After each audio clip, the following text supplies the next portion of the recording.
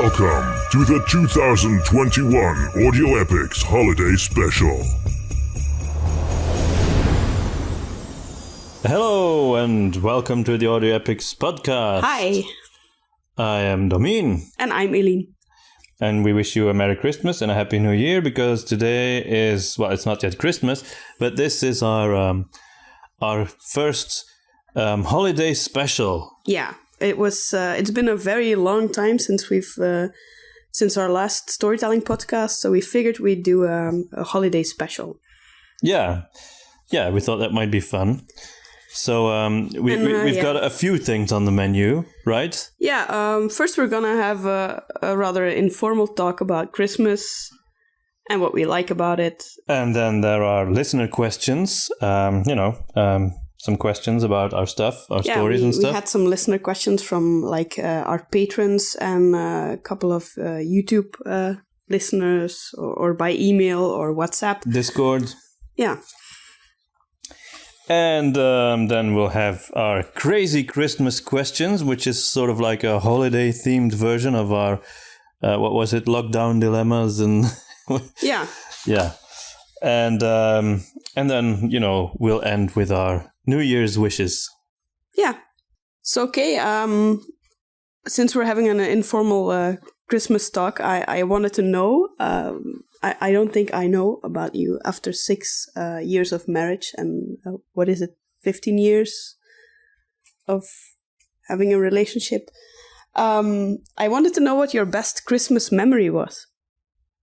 Could be from your childhood, could be from later on. I don't know. I'm wondering. Well, one Christmas that I will always remember was when we went to Canada. Oh, yeah. Because here in Belgium, we are always, every year, we're kind of hoping that maybe we might see a little bit of snow around the holidays, for that Christmas atmosphere. And it almost never comes. But that year when we went to Canada... There was a lot of snow. There was a lot of snow. It felt like we were in a movie, in a Christmas movie. In a way, with all the Narnia, yeah, or something. Yeah, but I mean, with all the snow and the lights and and we actually had turkey, all of that stuff. So yeah.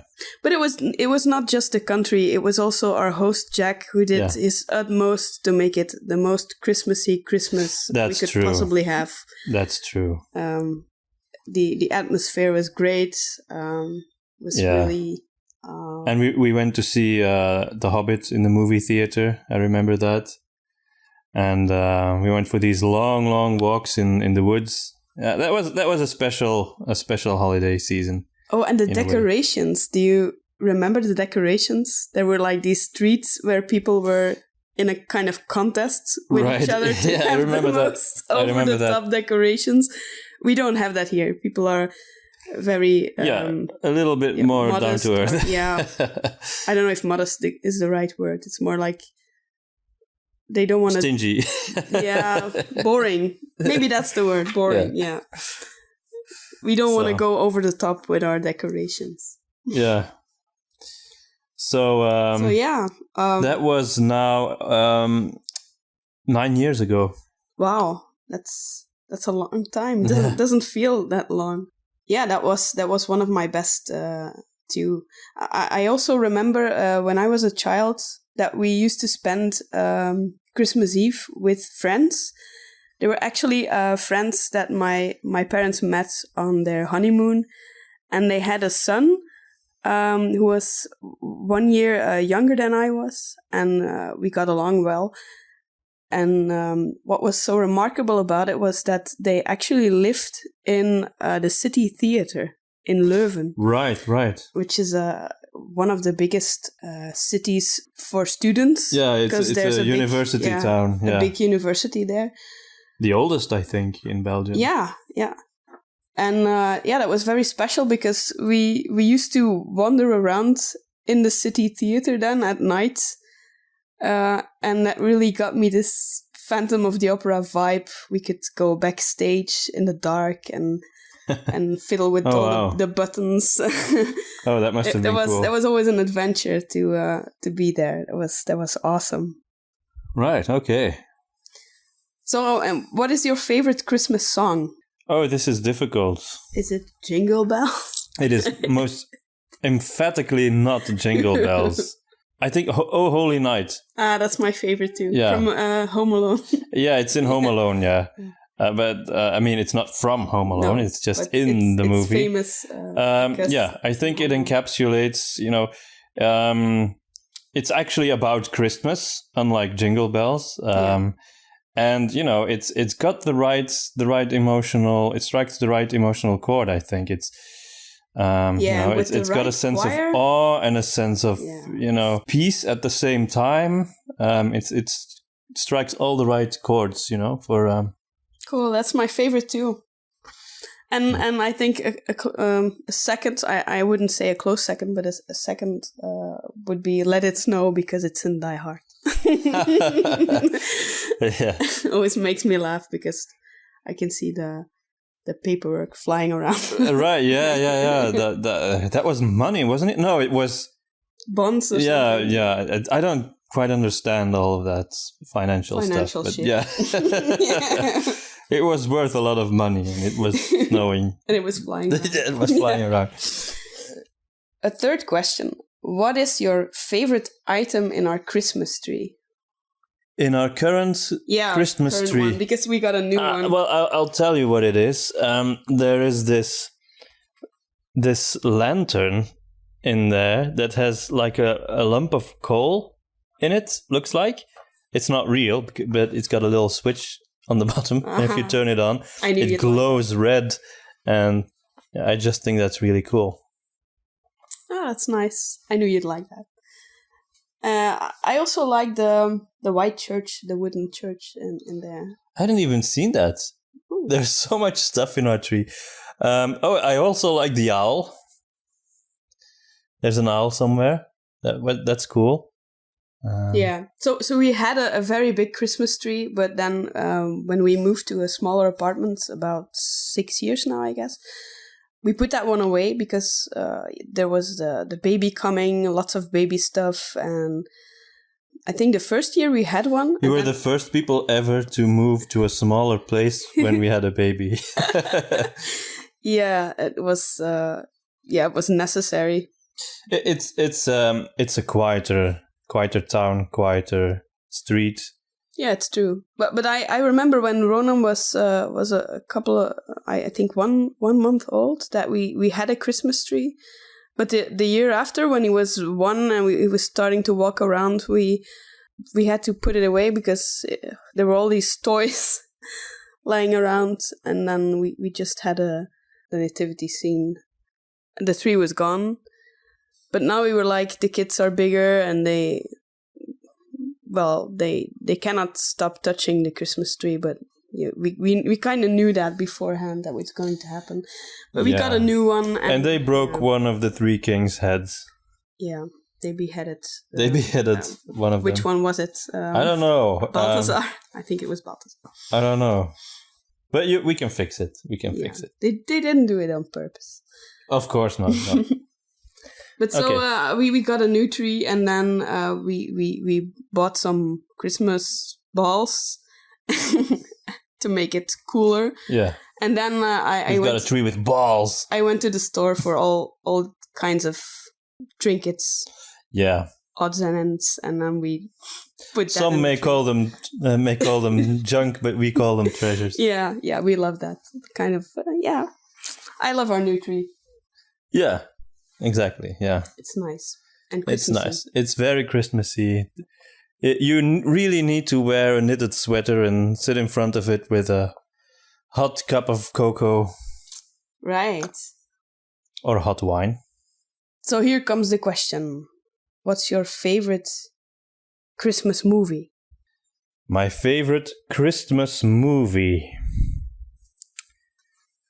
My favorite... Of course, I really like Home Alone. Yeah, who doesn't?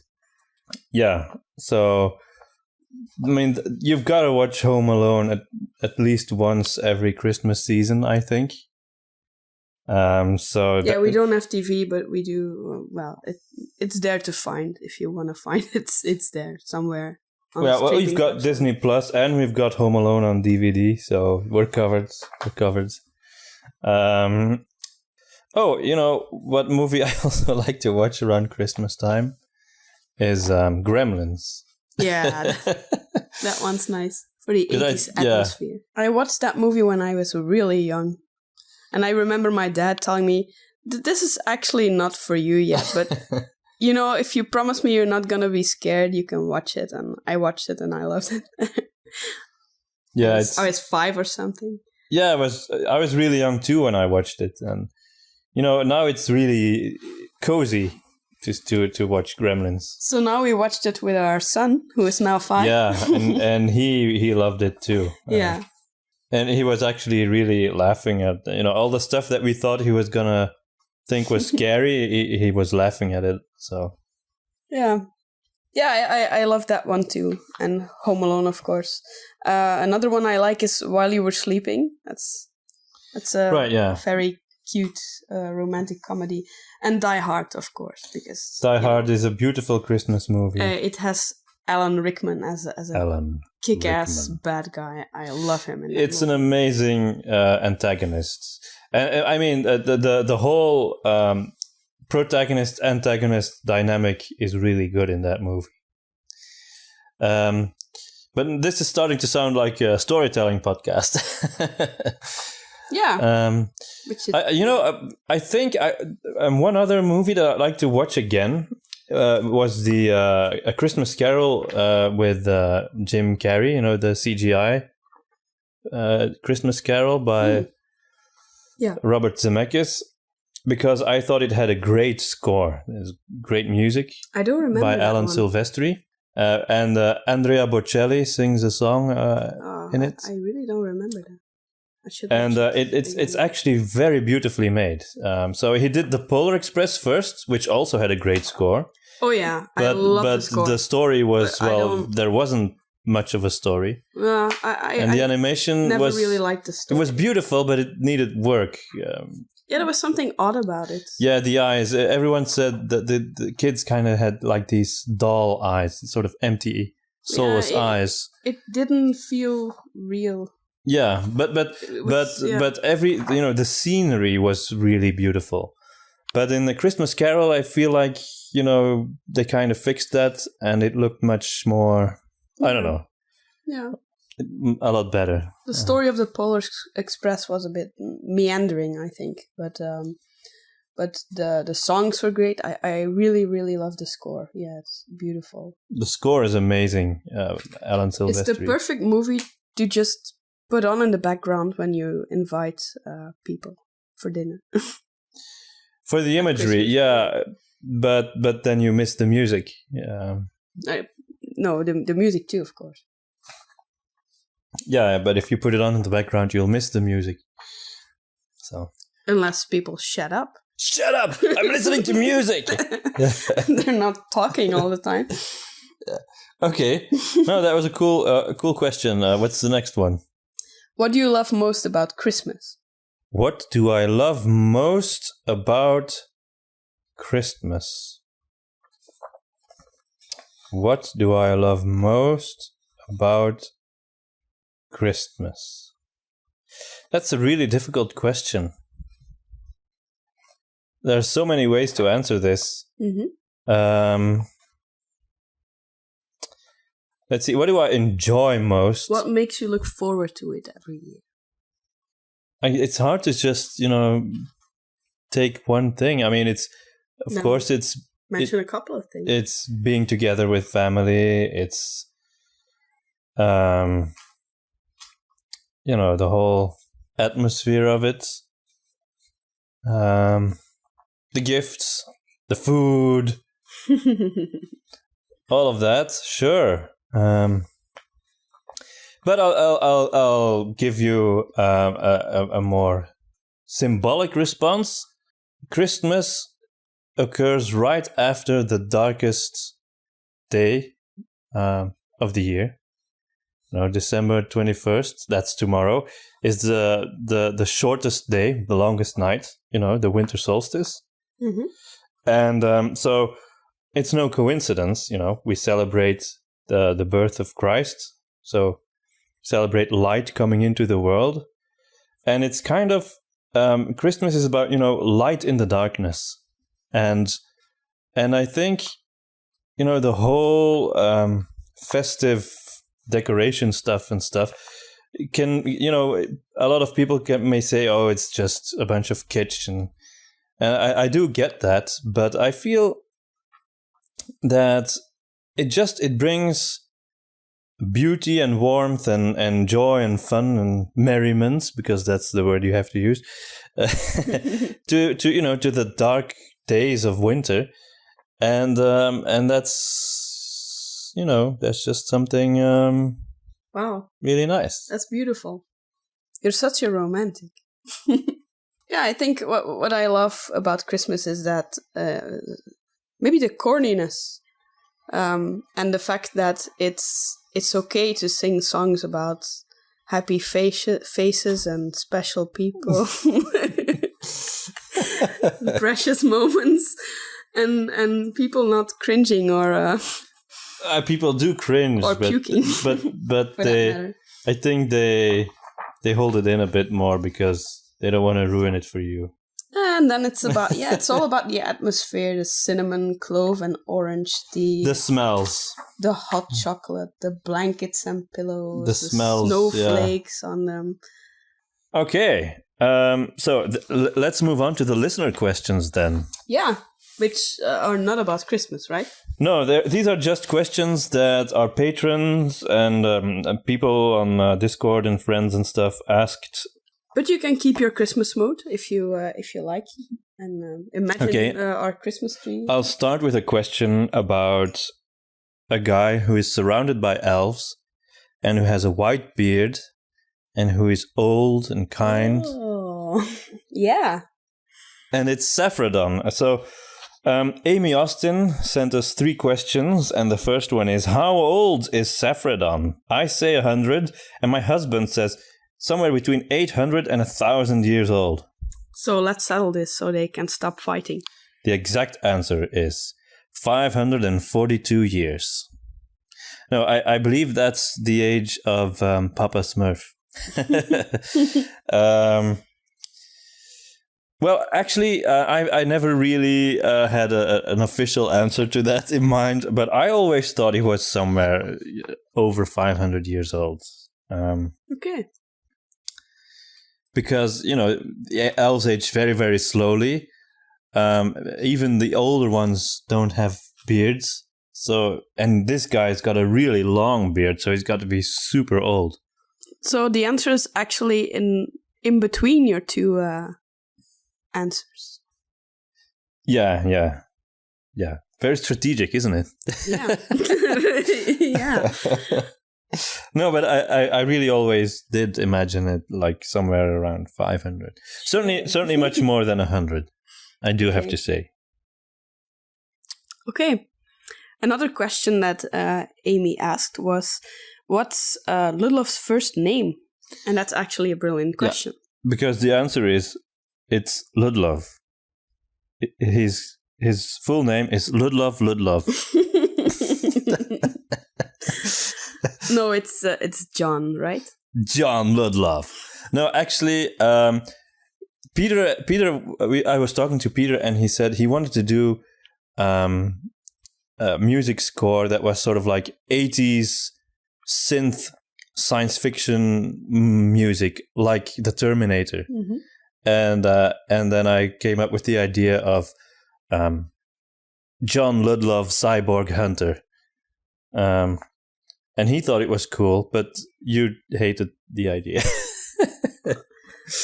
I don't know if that's something that our listeners are actually waiting for. No, of course not. No, we were thinking of it maybe as sort of like a little sketch, maybe something of 10 minutes or something.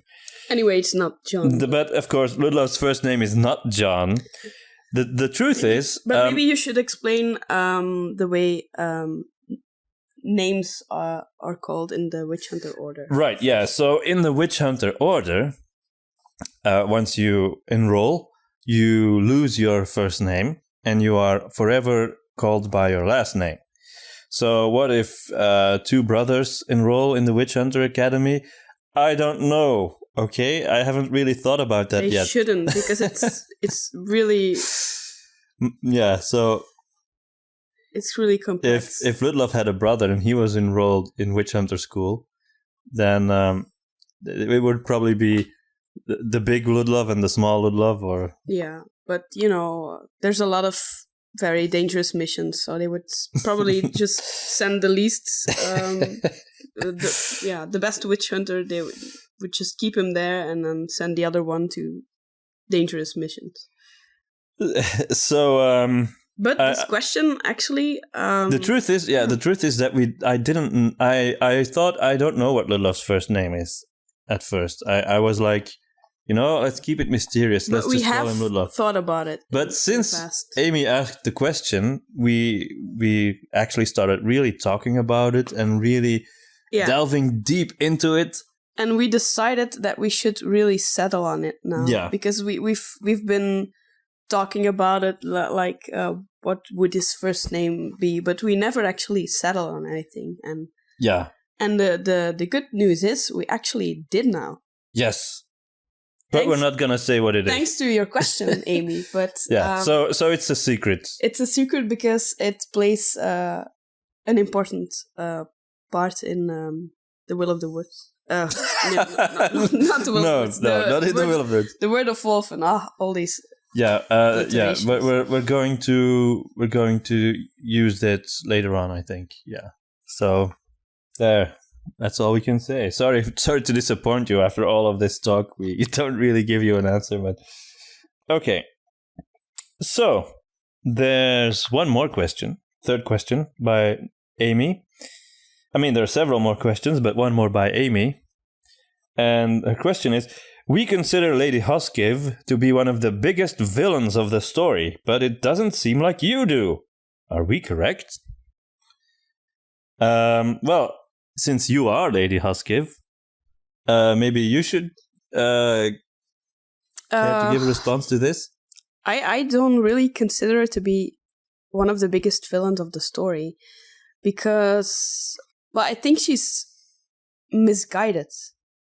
Very much. And I think sometimes fear draws out the worst in people, brings out the worst in people, and they can just make bad decisions that they think are the best decisions. Gee, sounds familiar.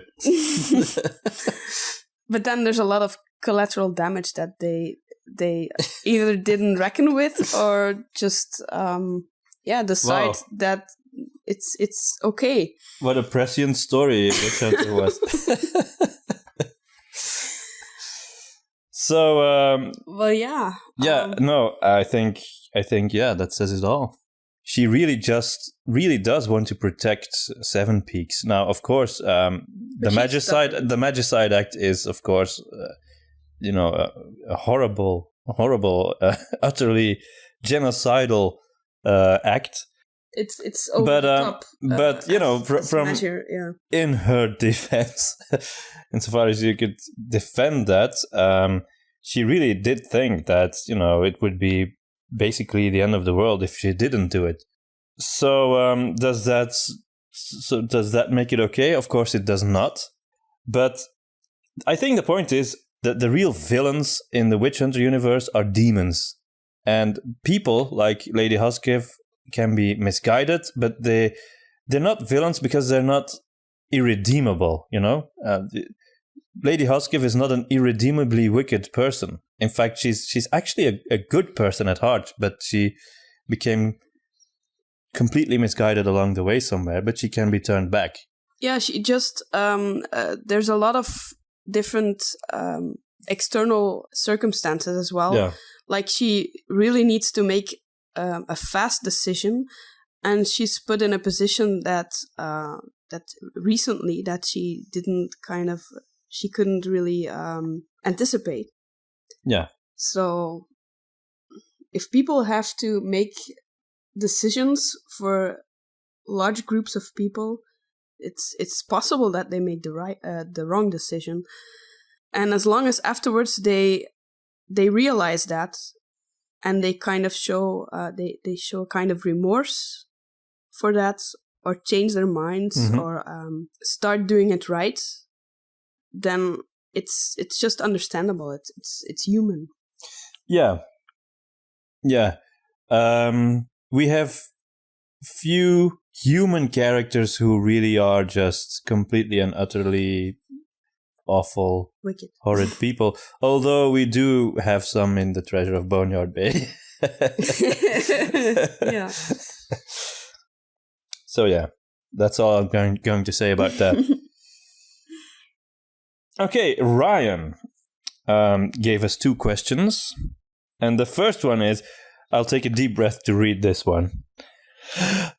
Would you ever consider making a randomized table, or better yet, a mapping for a deck of cards, between brackets, random but with a sorting order, to generate witch or other supernatural related events for baby witch hunters to investigate, on the assumption of this being in an RPG narrative set in your world? Yes. Moving on. No. So basically what you're saying is, if we were going to do a tabletop RPG version of Witch Hunter, which we actually have considered. We have thought about that, yeah. Would we have like a random table, or to sort of generate side quests, basically, right? That's what it sounds like.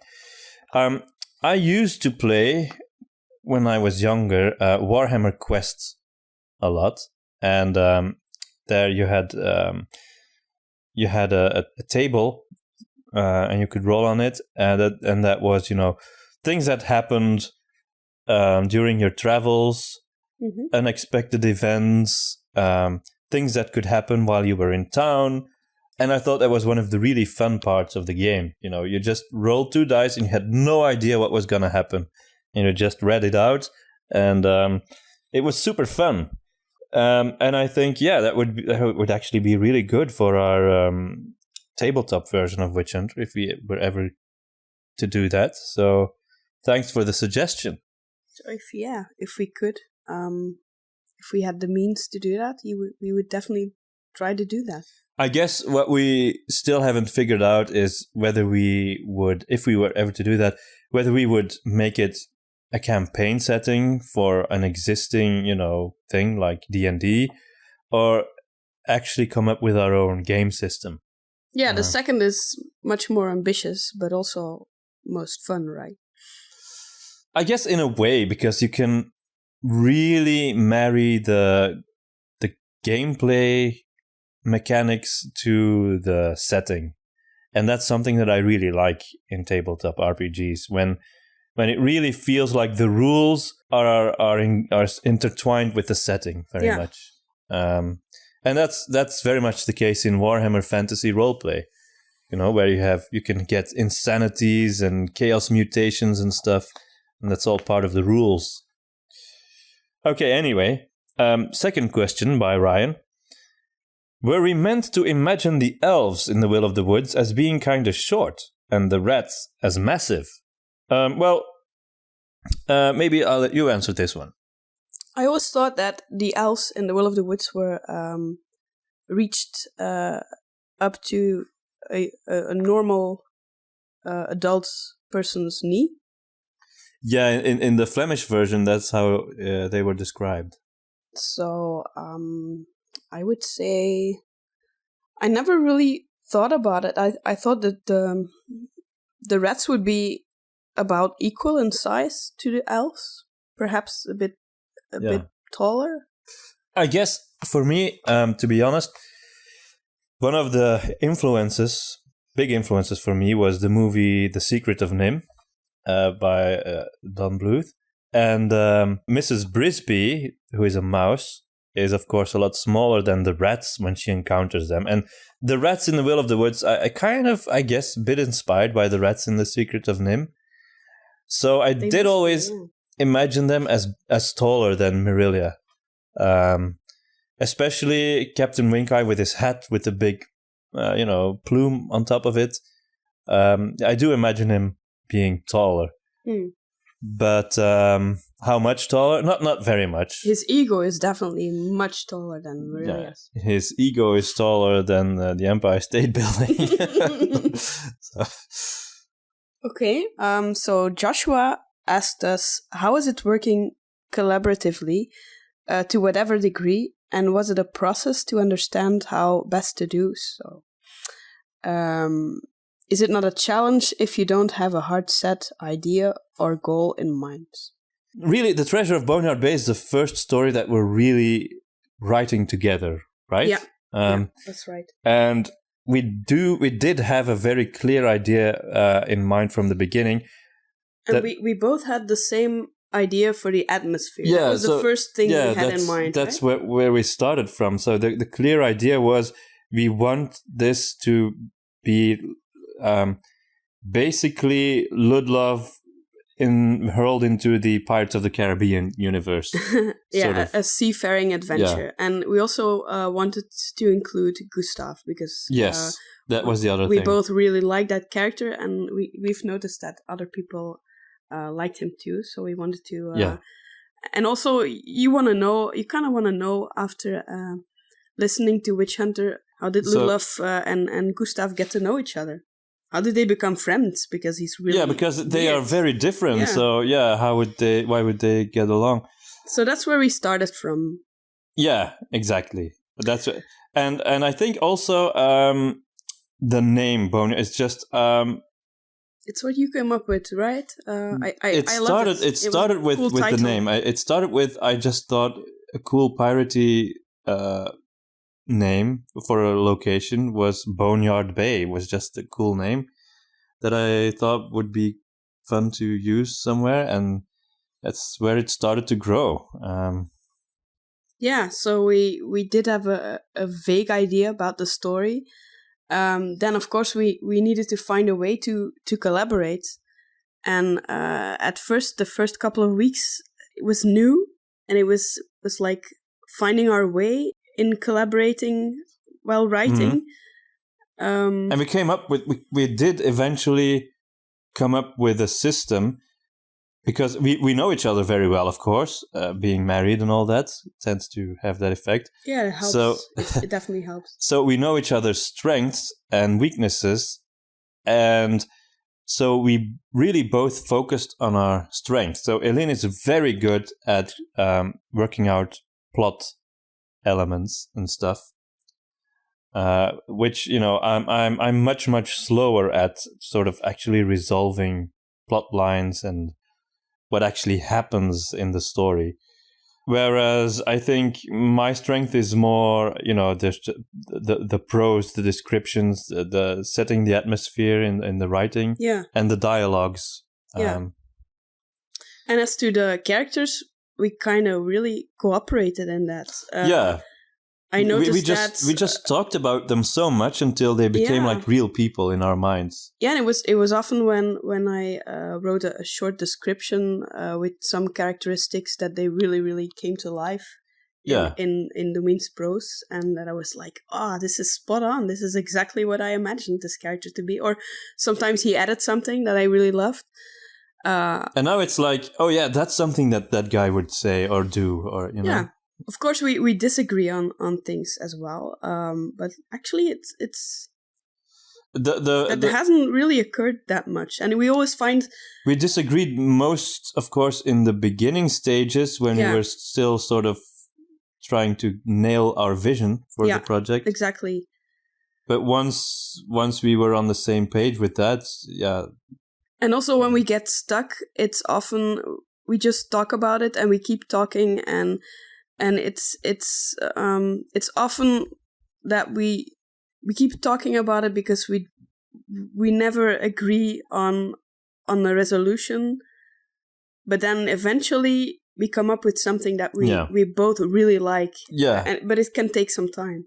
What happens a lot is we want something cool to happen, and we have a certain cool moment in mind, and then we think of how do we get there, and then the tough part is making it not so complicated that it's that the whole thing falls apart. That's my but weakness. Not so simple that it's too easy or feels sort of fake. So yeah, that's a hard balance. That's the hardest thing. That's the tough one. Maybe we've told this before, but I actually with the Beast of the Western Wilds, Domien got stuck, and I helped him out with the plot development. But I came up with a plot so complicated and long that it was actually too complicated for a spin-off story.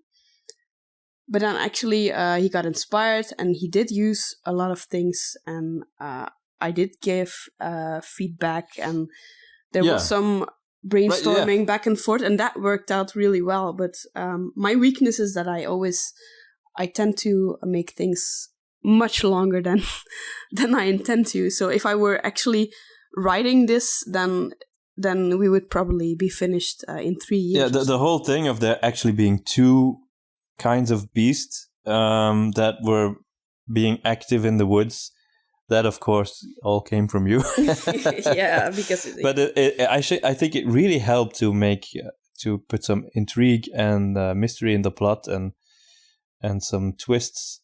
So that worked very, very well. For Treasure of Barnyard Bay, I think one of the reasons why it became much bigger than we anticipated is because there are so many characters, and because you have to move Ludlov from Seven Peaks all the way to the tropical south, and you can't just teleport him there. A lot of stuff has to happen along the way. And now the script isn't finished yet, but it's already twice as long as The Beast of the Western Wilds. Yeah, but we're nearing the end, actually. Yeah, but it's possible it might actually be as long or longer than Witch Hunter. Yeah, I think the biggest challenge for me is we've got a world anvil in which Domien has put a lot of background lore, and of course I invent things too that I add to it, like plants and animals and stuff. But the real challenge for me is the scale, actually, because there's a world map, but how big the world is, actually, that's where we kind of had a different idea. And you were envisioning it more like a theme park. Yeah, like smaller. Like I played a lot of Skyrim. I would be in Barnyard Bay after I think 2 days walk or something. While it actually takes much longer.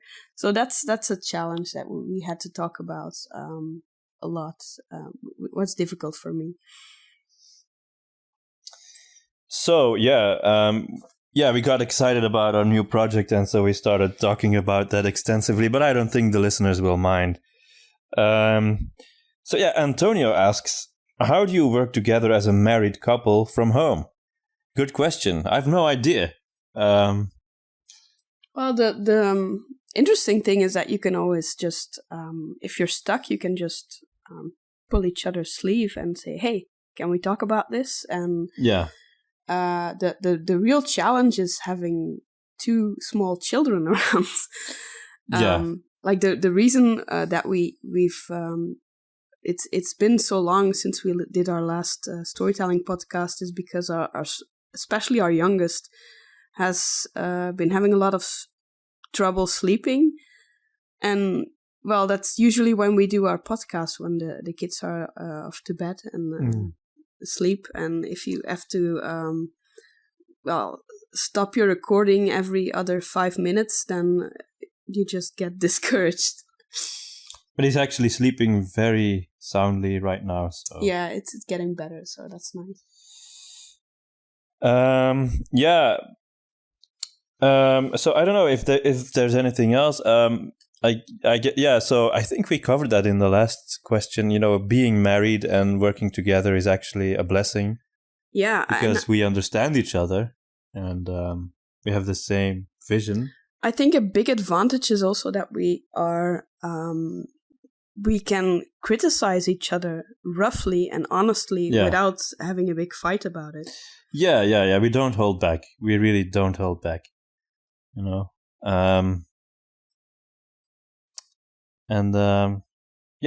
Yeah, and we're not divorced yet, so it works. It's never gonna happen anyway. So the last question comes from Peter. That's Peter, our musician, our composer, and he asked, "What does Ludlov do for fun? What are his hobbies?" That's a fun question. Yeah, I liked it too. I think you should answer that because he's like your character. So. Yeah, so obviously, you know, it is mentioned in the story that, you know, Ludlov writes serious works of theology and stuff. Of course, that's not a hobby. That's, you know, he does stuff for fun as well. So the way I see Ludlov, I think he's a kind of guy who would actually enjoy just going to a tavern and having a beer, and his favorite beer is Brughaven, you know, because Brughaven is a city where they brew beer, and you know, you'll hear more about that. And right. And would he play a game of cards with his friends? He definitely would. He definitely would. And he also likes long walks in the woods. But and I think he might take up, if he ever has the time, he'll take up an instrument. Oh, okay. So he'll learn to play an instrument. What would he play? Would he play like maybe a lute or something? Or a flute. I kind of imagine like a flute guy. A flute guy. Yeah. I've been sort of messing around with the Irish tin whistle over the years, but not that I'm any good at it. But yeah, I can't help but imagine Ludlov as a kind of fantasy, rough, around the edges version of you. But that's just me. I guess there's an element of self-insert when you have, you know, especially if you have a fixed protagonist. That's always going to be a little bit the case. I mean, Stephen King is kind of, I think, notorious for it. You know, he almost. I mean, so many of his books are about writers who have an alcohol problem. Yeah. So, So, yeah, I guess in my case, there is a lot of Ludlov's temperament that is similar to my own. But yeah, you're very grumpy. Yeah, as you can tell. Especially if you don't get any food. Then that's true. I get hangry. That's true. But I mean, of course, he's super heroic and stuff, and I'm not. But I mean, why did George Lucas name Luke Skywalker Luke Skywalker? You know, because his name is Lucas. There's a lot of references in his characters, so it wouldn't surprise me. Okay, anyway, those are our listener questions. And now it's time for our crazy Christmas questions. Yeah, our crazy Christmas questions. I have a hard time pronouncing it, but... You go first. Okay. By the way, we don't know what we're going to ask. I mean, I don't know what she's going to ask, and she doesn't know what I'm going to ask. Ha, curious, are you? So my first question is, what means Christmas to you most of all? A giant Christmas tree or a giant turkey? Well, I do have to say a giant Christmas tree, although the turkey is nice. But I'm still going to go with the Christmas tree. Surprising, yeah. Okay. Yeah, I know. I love food, but... Okay, so that was a very short, simple question. I have a very long and complicated question. Okay, that's perfect. For you, yeah. So, Santa has lost a bag of gifts when he flew over in his sleigh. Okay. And it's up to you now to distribute these gifts to anyone you wish. Okay. Which gift will you give to which person? The gifts are an electric toothbrush that sings Rock and roll is nice and cool, so juicy sweet. Okay, I want that. And the next gift is a real full-size working Iron Maiden. The next gift is a real full-size working C-3PO who speaks over 6 million languages. And the next gift is a partly chewed stick of bubblegum. And then the last gift is an early release edition of Bethesda's new game Starfield. Oh, okay. Okay, I know Christmas is all about charity and stuff, but can I keep it all for myself? Well, I mean, it's up to you to distribute it. So. Nah, I'm gonna give them away. A partly chewed stick of bubblegum? What? I'm gonna give that to our oldest son because he loves to fumble around with stuff that I think belongs in the Garbage. In the garbage, yeah. So he'll probably make something nice out of it. You wouldn't give him a full-size Iron Maiden, would you? No, I wouldn't. Maybe I would give that to your boss and friend, Laurent. Yeah, he'd be pretty interested in that. Yeah, because he has a historical background. And he loves Iron Maiden. And he loves Iron Maiden, so yeah. The band, I mean. So yeah, I would give that to Laurent, and then a real full-size working C-3PO who speaks over 6 million languages. Oh, that's pretty awesome. Oh, I want to keep that. I'm gonna give it to you because we live together, and then I can use it. Okay, that's how it works, you remember, right? C-3PO also gives annoying comments all day long. Oh, right. I'm gonna give it to our youngest, who's also very it's good. Interested in it'll languages. Help him. Yeah, it'll help him develop his language skills. Yeah, he's very much in the development phase of his language skills. It's okay, then the Gollum toothbrush. Gollum toothbrush. I would say also to our youngest because he kind of has a bit of a morning breath. But no, I would. You can keep it for yourself if you want.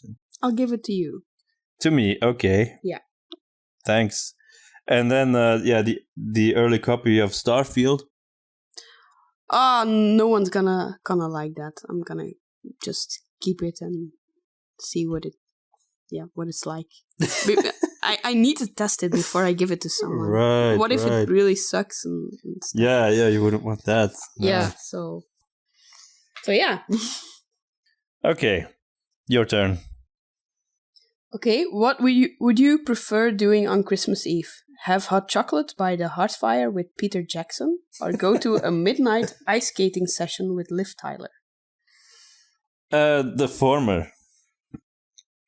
I figured you're a hot chocolate guy. Right? Oh, yeah, indeed. But also, Liv Tyler is really pretty and all, but I wouldn't really know what to say to her so much.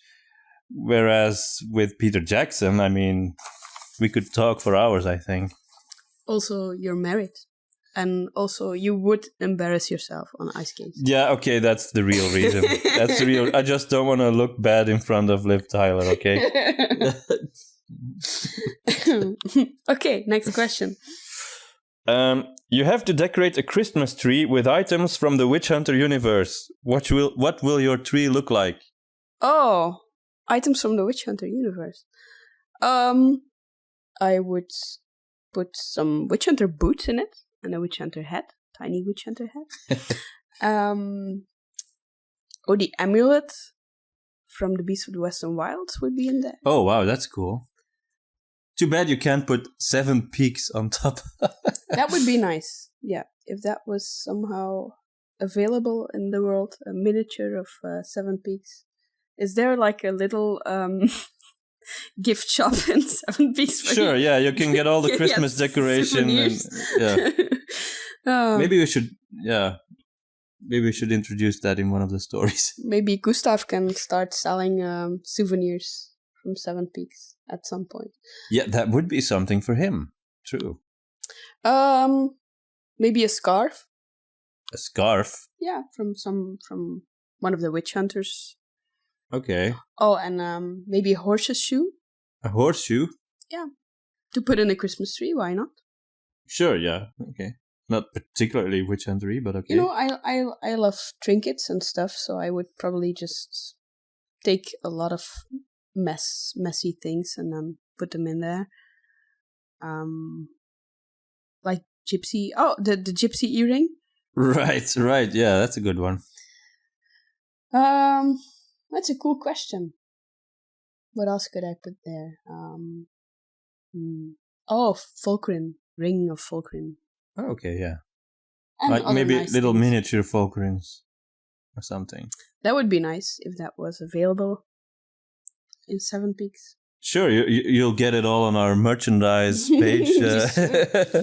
Our big merch page. Yeah. Okay, your turn. What have I got here? Would you rather spend the holidays in Middle-earth and drink brandy wine at the Green Dragon, or would you rather be in Skyrim in Candleheart Hall with a mug of honeybrew mead? Well, I'd almost asked a question that was very similar. I've almost the same question.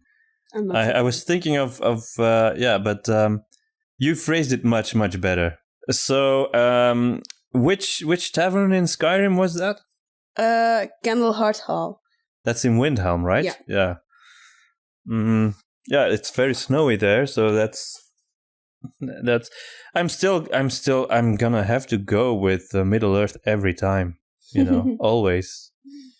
It's my first and true love. So you go to the Green Dragon with brandy wine. Yeah, sure. And what if it were the Prancing Pony? Would you prefer that too? The Prancing Pony, of course. In the movies, it's always dark and rainy. The Prancing Pony, but in the books, it's described as more cozy. So Peter Jackson deliberately went for a darker look to make the hobbits feel less at home. It must be great to spend the holidays in the Shire. So yeah, I'm still I really love Skyrim, but Middle-earth is always my number one setting. So. Understandable, yeah. Okay. Okay. Michael Bay has hired you to write the screenplay for his new movie about the three kings following the Star of Bethlehem. Describe your movie and give it a title. Oh, that's actually what we talked about the other day. Yeah. I actually had an idea for that. Not a title yet, but in a world. Epic version of Michael Bay version of the three kings who are on their way to the chosen one this Christmas. And then Herod is like the villain who chases them all the time. So we need a Steve Jablonsky score with that. Of course. Dun dun dun dun dun dun dun dun dun dun. Not that one. Oh, okay. Go on.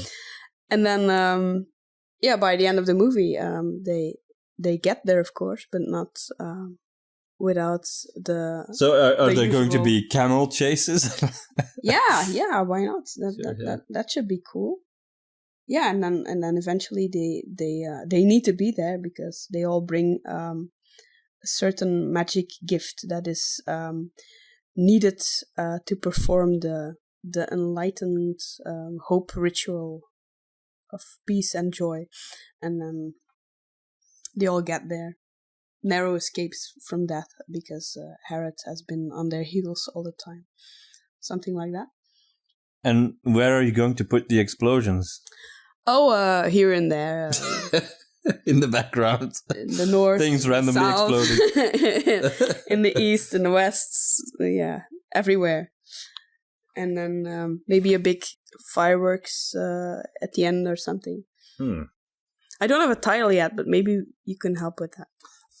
It has to sound like a cool action movie. Racing Star or something.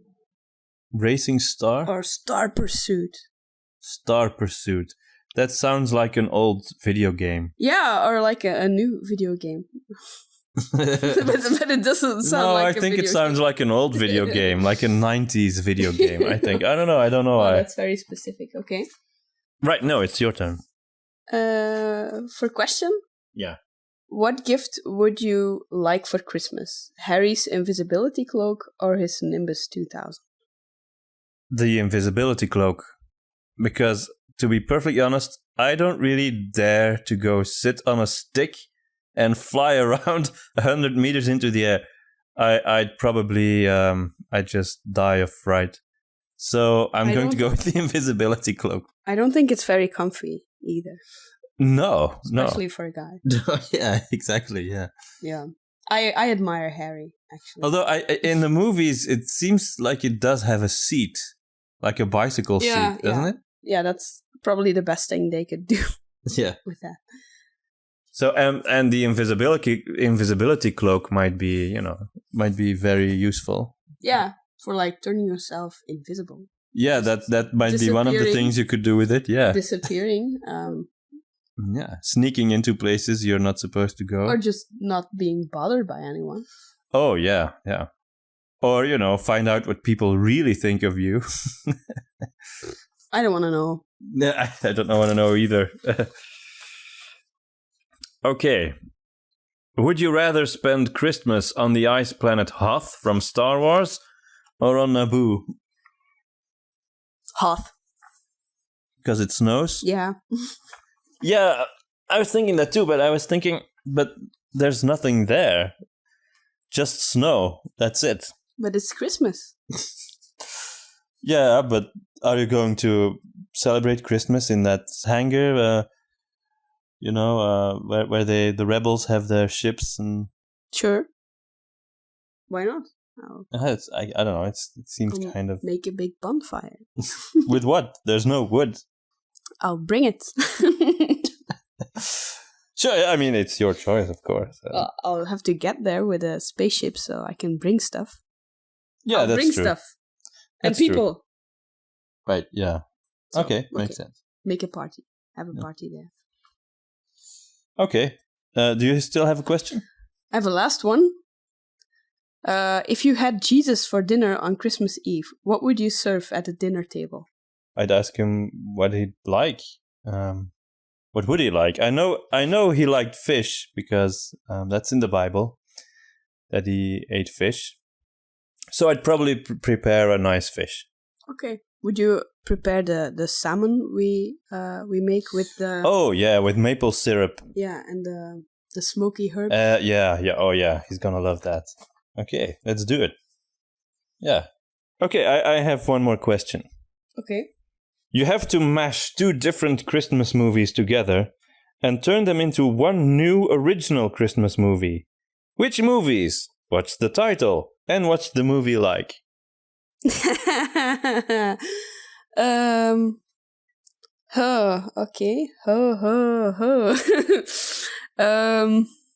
I think I would pick my favorites. I would pick Home Alone and Die Hard. So what's the movie's title? Die Home Alone. Yeah. Hard. Or Hardly Die Home Alone. Yeah. No, it would be, John McClane would be Home Alone. You could call it Die Alone, but that sounds really sad. Yeah, that's not really a Christmas movie. But anyway, John McClane would be home alone because his wife is at some fancy party with her colleagues. And then, terrorists want to break in and stuff gets blown up. And he puts all these booby traps there. Right. And then the burglars can be the ones who are being stabbed by glass parts in their bare feet. And right, that's something they have in common. Yeah. In Die Hard, John McClane has to walk on glass shards in his bare feet. And in Home Alone, it's the burglar who has to do that. Yeah. So now he can just sit back and relax while his booby traps are set off. And meanwhile, he can communicate to some local cop who eats donuts. Right. Okay, let's do it. Let's make that movie. Sounds good. So I think, does this conclude our I guess. holiday special? I guess. I'd really like to give our best wishes for the holidays to our listeners. Right, yeah. And I'd like to do so by saying 5 words. Okay. So, my wish for you for this coming year is creativity, integrity, autonomy, justice, and love. Oh, wow. Okay. Can I give a New Year's wish in 5 words? Sure. I wish you, in 5 words, the treasure of Barnyard Bay. Okay, nice one. Nice one. Well, if the treasure of Barnyard Bay does not come up in 2022, then something really something big went wrong. Yeah, then I think Michael Bay put his explosion in our apartment and we all died. Or even if our PC crashes and dies and explodes, we should still have at least the script somewhere. So Yeah. We are really hoping for Santa to bring a new PC to Domien because he really needs it. I really do need it. I'm currently working on a potato. I think a potato would be better to work on at this moment. Yeah. So, but we'll get there, and then we're going to do our best to create, something nice for you listeners. Yeah, and we absolutely look forward to it.